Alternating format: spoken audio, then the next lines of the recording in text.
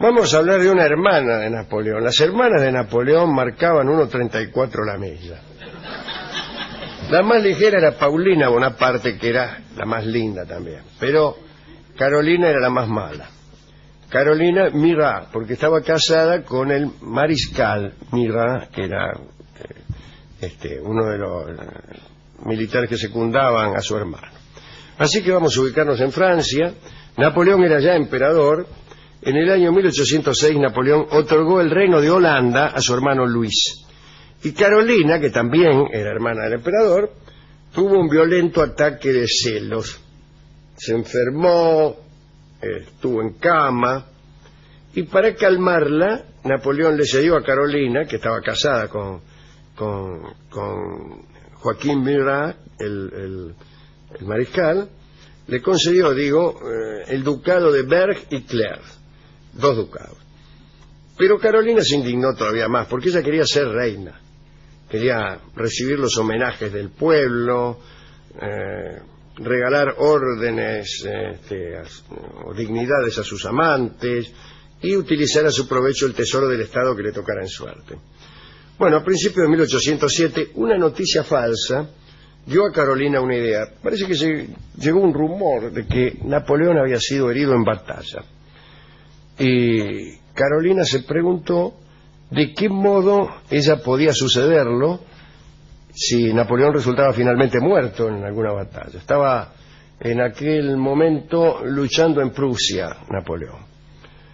Ella sabía, Carolina, que los otros hermanos ya estaban designados por Napoleón en algunos cargos sucesorios, y algunos eran ya reyes de países que él había conquistado, etcétera.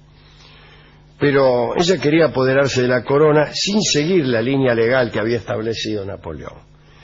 Y habiendo leído algunos libros de historia, llegó a la conclusión de que el único modo de hacerse de un imperio sin respetar la sucesión era dando un golpe de Estado. Entonces planeó un golpe de Estado. Sí, señores. Pero para triunfar necesitaba asegurarse la colaboración de algún general importante que tuviera que fuera muy popular entre el ejército, etcétera. Y pensó en Junot. Junot era el gobernador de París, un estrecho colaborador de Napoleón. Y Carolina, que estaba segura de su atractivo, que también era muy linda, lo invitó a su palacio. La idea era seducirlo redondamente para que, en el caso de morir Napoleón, ella pudiera quedar bien posicionada y tramar el golpe. Y entonces se le presentó a Junot con un escote que parecía un escaparate, una vidriera. Su busto, ¿qué tal?, estaba expuesto como sobre un plato. Hizo enrojecer a Junot con unas miradas inmodestas y finalmente lo arrastró hasta un lecho que había por allí. Junot, lejos de sospechar el plan, se puso muy contento, imagínate.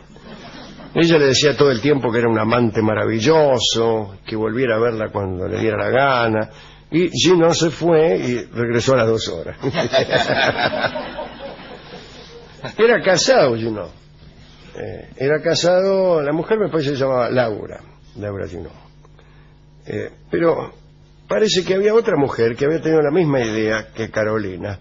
Y esta mujer era nada menos que la esposa del emperador, Josefina, que ya no andaba bien con su marido y sospechaba que podía ser repudiada en cualquier momento. Josefina había imaginado que el sucesor de Napoleón, si es que Napoleón moría por alguna acción de guerra, debía ser su hijo de un matrimonio anterior. Ella no tenía hijos con Napoleón. Y pensó en su propio hijo, Eugenio Beauharnais, seguramente. Para tener éxito, Josefina también pensó en un golpe de Estado y en ganarse la colaboración de Junot, que, en tanto que era gobernador de París, tenía a su disposición una guarnición muy importante. Y entonces lo invitó a cenar, Josefina también, y le expuso con toda franqueza su proyecto, mientras que Carolina no le dijo nada. Ese fue un error, porque Junot tenía una genuina admiración por Napoleón. Entonces le dijo a Josefina que el orden sucesorio ya había sido determinado y se fue, medio enojado. Josefina, rechazada en sus ambiciones, no lo molestó más. Después de aquella cena frustrada, Junot, escandalizado, ¿qué hizo? Corrió hacia su nueva amante, Carolina, y lo contó todo. Le dijo, mirá lo que hizo esta, que era justamente lo que quería hacer Carolina. Carolina se enteró entonces de que tenía una rival, y que Junot también supo, sería difícil de convencer para llevar a cabo su plan. De todos modos, siguió amándolo, para ganarse su corazón y para tenerlo dócil en el momento indicado. Los encuentros entre ambos fueron cada vez más frecuentes. Todas las noches el gobernador salía de su despacho y llegaba a los aposentos de Carolina, que lo esperaba con unos trajes escalofriantes. Ella preguntaba con falsa angustia si se habían recibido noticias de Napoleón. Junot, creyendo reconfortarla, se apresuraba a comunicarle los mensajes victoriosos que habían llegado hasta sus manos. Carolina suspiraba entonces con toda hipocresía, diciendo, qué suerte. El caso fue que Junot se enamoró locamente de Carolina.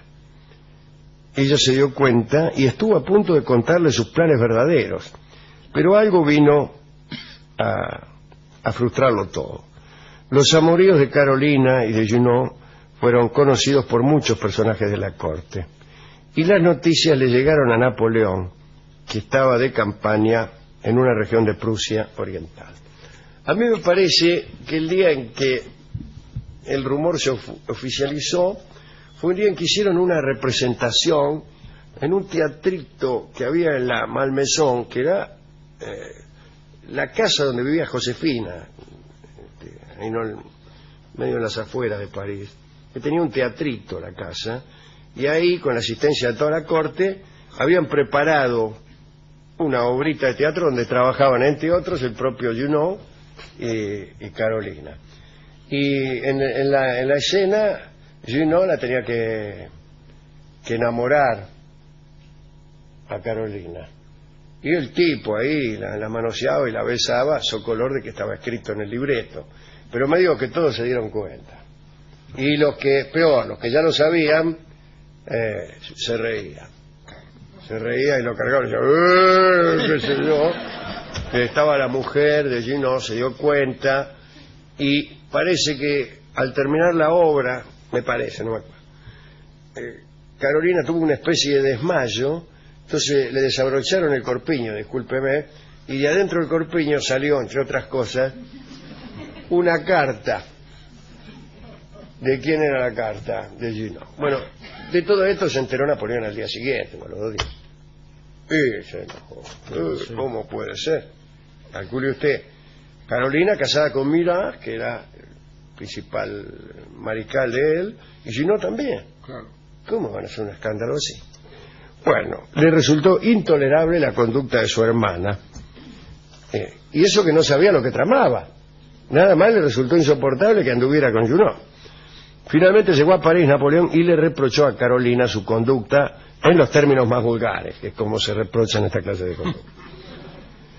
Carolina dejó pasar el estallido de su hermano, se mostró dulce y cariñosa, y, conociendo a Napoleón, le comunicó con supuesta franqueza que había llevado a Junot a la cama por motivos humanitarios.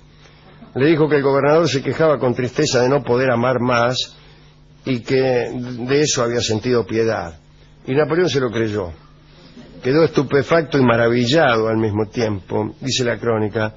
Desde aquel día concibió la más alta idea de la capacidad solidaria de su hermana y la felicitó por ayudar a un amigo. Carolina salió indemne, pero Junot no. Para que esos amores no continuaran, Napoleón lo mandó a dirigir operaciones militares en Portugal. Y Junot aceptó las órdenes de su jefe y abandonó París en agosto de 1807. Algunos dicen, yo sabía quién, que en realidad Carolina Murat fue la causa primera y última de la caída de Napoleón.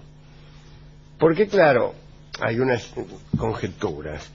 La primera es que Junot era un general extraordinario y fue reemplazado por otro tipo que se llamaba Thibaut, algo así, que era pésimo, y que perdió algunas batallas decisivas con los ingleses, pero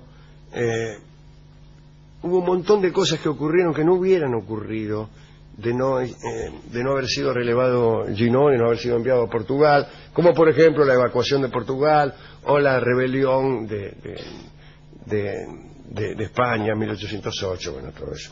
Cosas que precipitaron la caída de Napoleón. Así que mirá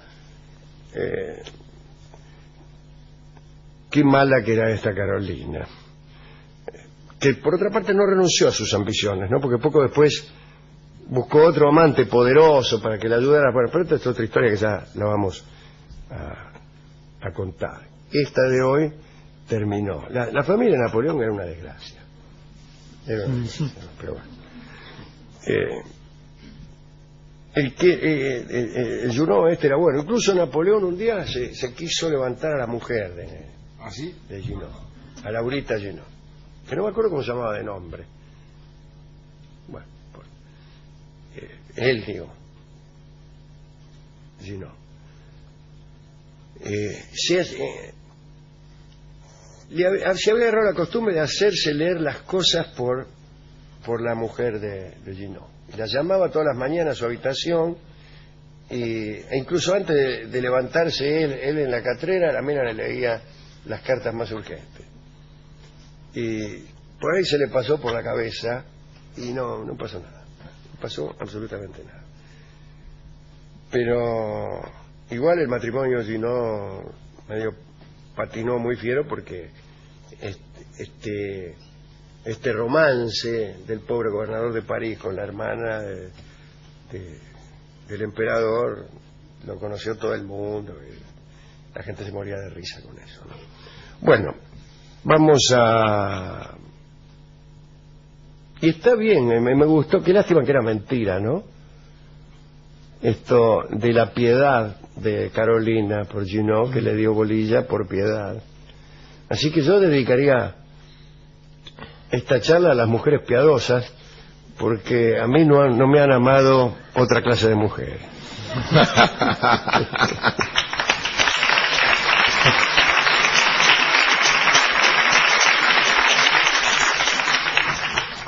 Como también hay un teatrito en la Malmaison y estaba Josefina, en esto el discotecario que no tenía mucho tiempo estaba contando pan dulce. Sí, dijo, bueno, la Malmaison, que era donde vivía Josefina, la señora del chalet. La señora del chalet. Y me encajó una milonga muy linda que se llama La señora del chalet, muy pertinente para recordar a Josefina, que también tenía la idea de hacer un golpe de Estado para no ser repudiada, como después lo fue, evidentemente, ¿no? Así que Edmundo Rivero va a cantar La señora del chalet, una milonga napoleónica. Adelante.